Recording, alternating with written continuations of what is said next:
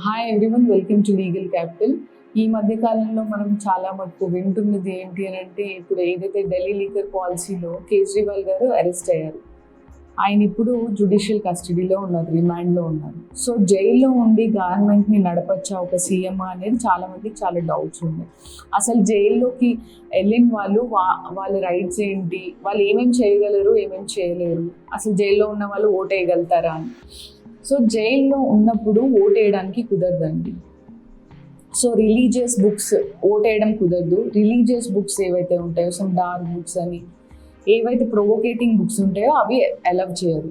జైల్లో నుంచి చదువుకోవడానికి మనకు ఒక ఆప్షన్ ఉంటుంది.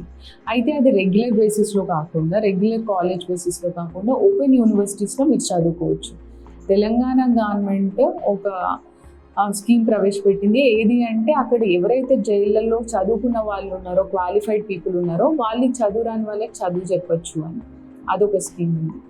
జైల్లో నుంచి మనము చదువుకోవచ్చు, ఓట్ వేయడానికి ఉండదు.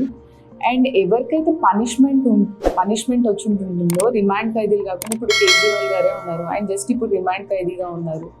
సో అక్కడి నుంచి ఆయన గవర్నెన్స్ చేయొచ్చా అంటే చేయొచ్చు, బట్ లాట్ ఆఫ్ కాంప్లికేషన్స్ ఉంటాయి అందులో. సో అంత ఈజీ కాదు, లాజికల్లీ స్పీకింగ్ అంత ఈజీ కాదు అక్కడి నుంచి గాన్ చేయడం. మరి అలాంటప్పుడు ఒకవేళ ఆయనకు పనిష్మెంట్ వచ్చింది అని అనుకోండి, పనిష్మెంట్ వస్తే డెఫినెట్లీ సీఎంని రిటర్న్ చేస్తారు. ఆయన he'll no more be acting as a CM.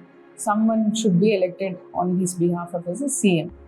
So ఇది అండి. సో జైలు నుంచి పనిష్మెంట్ వచ్చిన వాళ్ళైతే they can't be acting as a CM. So ఇందులో చాలా మందికి డౌట్స్ ఉండే. I hope I have cleared all this.